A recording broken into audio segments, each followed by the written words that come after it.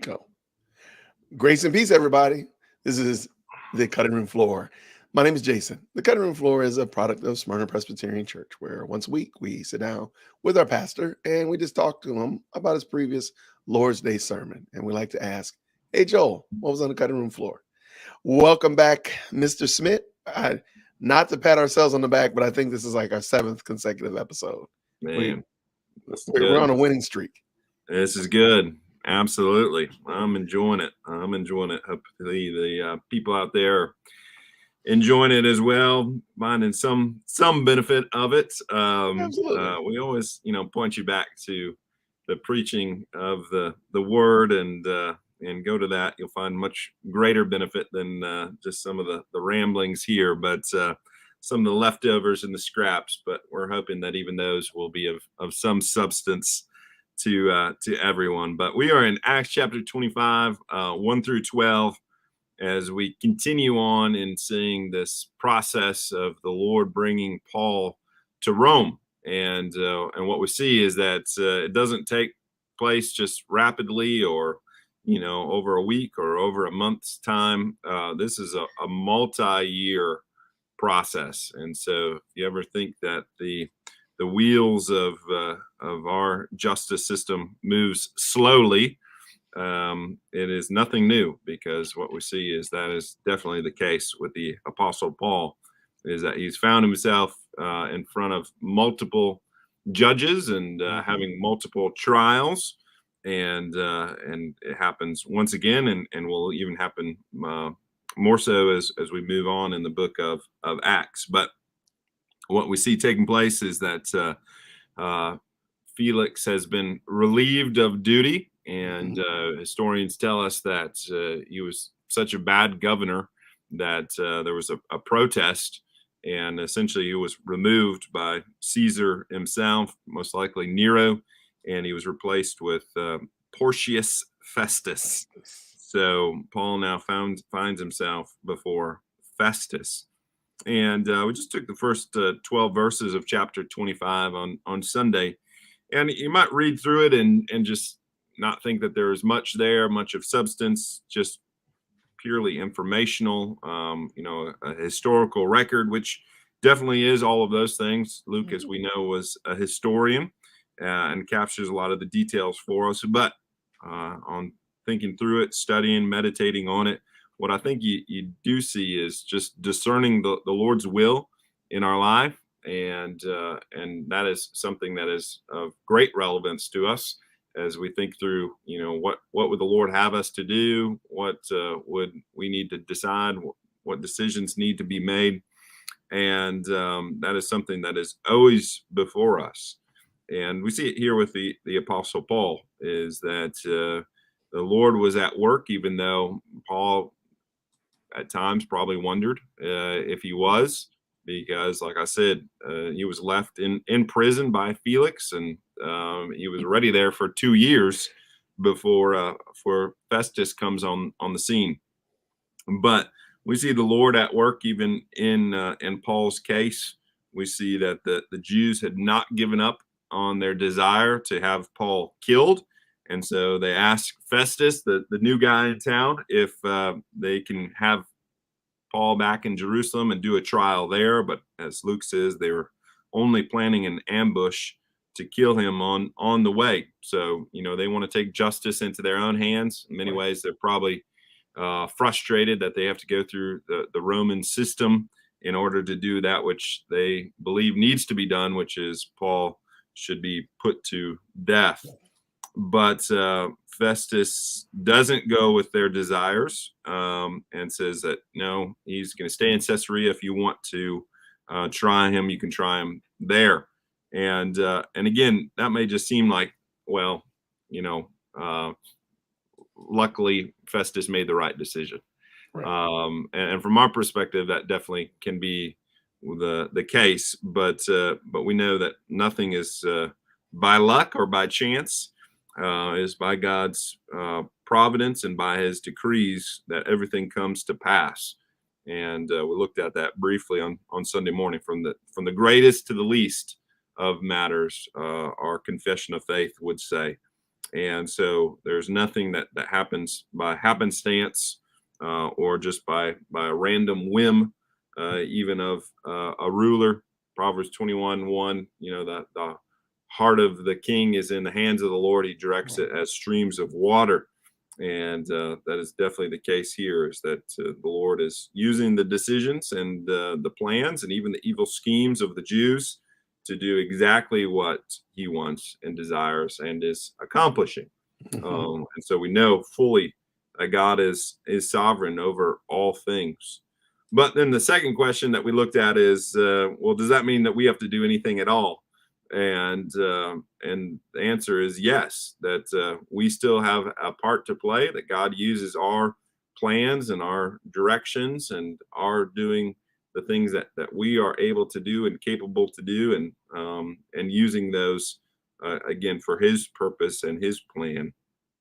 And I think probably the most helpful thing that we see in this passage here is that aspect of, Festus asking, do you want to go to Jerusalem to be tried?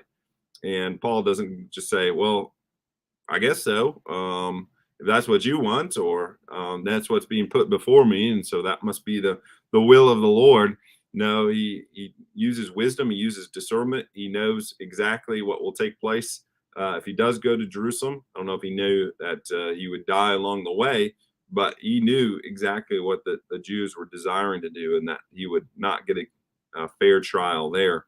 And so he would rather appeal to the pagans. He'd rather appeal to Caesar than to commit ultimately his life, but his trial before the Jews, which is quite an indictment against the religious leaders of that day. So, when we think about what would the Lord have us to do, the Lord doesn't have us to just kind of chuck our minds to the side and just go with what we think or even what we feel is best. We need to use wisdom. We need to use discernment. We should use good counsel and good advice and purpose and plan. And then when we decide, hey, this seems to be what is right, then we say yes to it, and the Lord will use that. I think we've talked about this before, Jason, but there was something when I was growing up. I don't know if it's still the case, but there was a statement of, your good may be keeping you from God's best in your life. Yeah. And it's a terrible statement, a terrible idea that, well, I think this is good, but the Lord might have something better, or he obviously has the best. And you always are just second doubting or second guessing what plans that you should do, and always thinking, well, this is okay, but is there something better? Right. Am I preventing God's best in my life? Well, the answer is no. You cannot prevent God's best in your life, because what is taking place is obviously what the Lord would want and desire. Now, can you pursue different options and quote unquote better yourself or better your situation? Absolutely.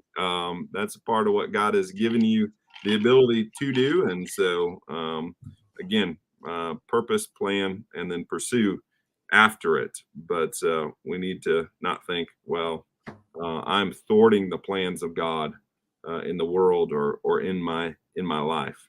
No, we are to use the means that God has given to you, and plan accordingly and pursue after it. And the Lord does bless that and uses that in our lives. And so those of you that are trying to discern the Lord's will, don't wait for him to kind of ride it in the sky. Don't put out the old fleece like Gideon did and try to discern that way. Those are not the means by which the Lord has given for us to discern. He desires for us to use wisdom and good counsel and good advice from others. Maybe just one other thing here, Jason. It is interesting here that Paul says, if then I'm a wrongdoer and have committed anything for which I deserve to die, I do not seek to escape death. Um, Paul, I mean, this wouldn't be your ultimate verse that you would go to, but I think he is saying there is legitimacy to the death penalty. I think the scriptural arguments can be made for that, and so there's many people out there that would want to argue that the death penalty in today's modern society is not Christian or Right. Christ-like. And I think the scripture would say otherwise, that there is the penalty of death that the civil government can implement. And that is a part of Romans chapter 13, that they do not bear the sword in vain. Right. And can use the sword both in acts of war, but also in acts of punishment. And Paul is essentially saying, if I've done something wrong for which I deserve to die, then I should die. I should not escape death.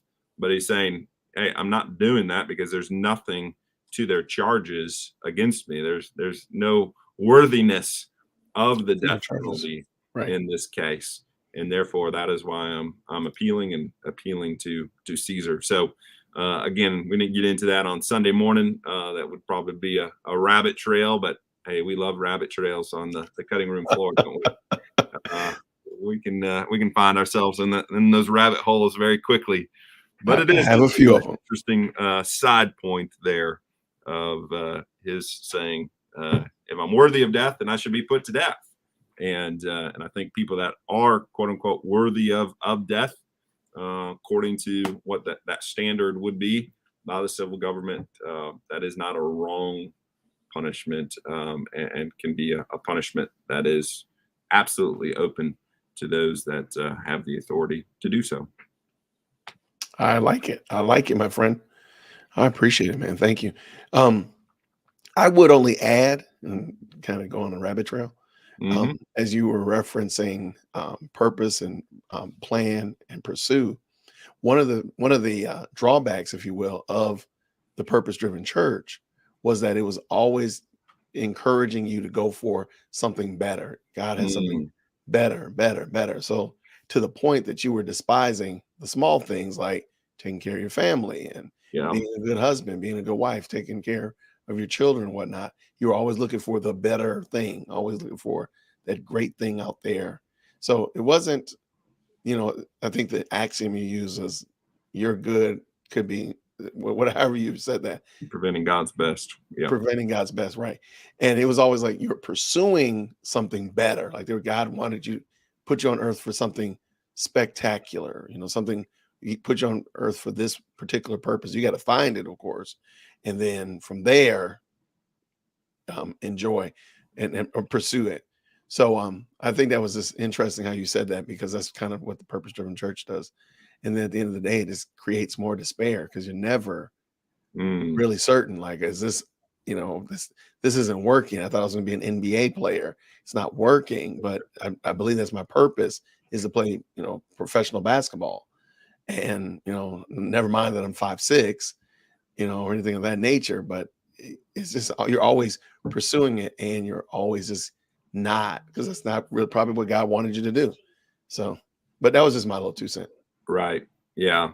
Yeah, absolutely. Just that aspect of, the being a good husband, a good father, or a good wife, a good mother, and seeing all of your life and even your work, which at times may seem meager and may not seem, oh, I'm not doing, great things for the Lord. No, everything that is done, Lord, Paul says, whatever you do, whether you eat or drink, you do it all to the glory of God. And so, Yes.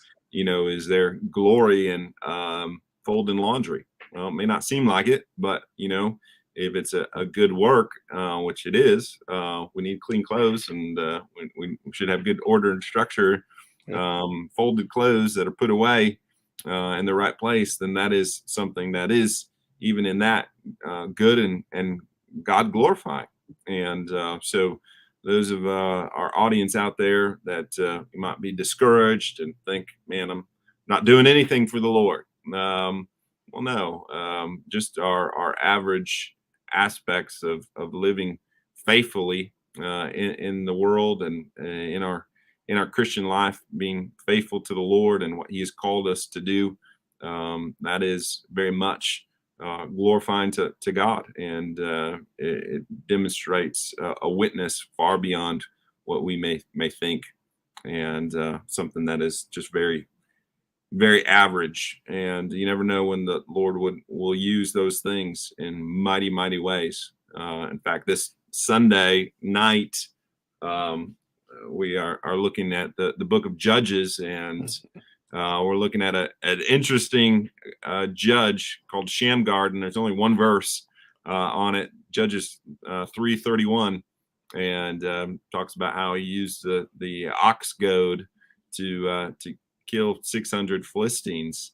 Well, the ox goad was, just a normal tool for the aspect of, doing his work. It's probably a farmer, and it's what prodded the ox, prodded the cows, the cattle, and the Lord used it obviously in a very mighty way to deliver the Israelites from the hands of the Philistines. And there's something, there, not to say that we should use, our the things that the Lord has given to us to go out and kill people. That's not what we're talking about. Right. But the aspect of just doing your simple work unto the Right. Lord is powerful, and the instruments and the means by which God has given it to you is something that is building up God's kingdom, and that's what Shamgar was doing, was using the tools that the Lord gave to him to build up the kingdom of God there in Israel, to defeat the enemies of Christ and the world, and our mission is no different than that. Amen. All right, I'm looking forward to hearing about Shamgar. Shamgar. I bet you Shamgar. our people have never heard a sermon on Shamgar. So Well, now I've you never kind of given a ruined it sermon already. on Shamgar. So that is the work that is yet to be done this week, is to study what is all there in one verse in Judges 3:31. But hey, Shamgar. God's word is powerful, sharper than a two-edged sword. And so even if there's only one verse, there's much to glean for. Tune in.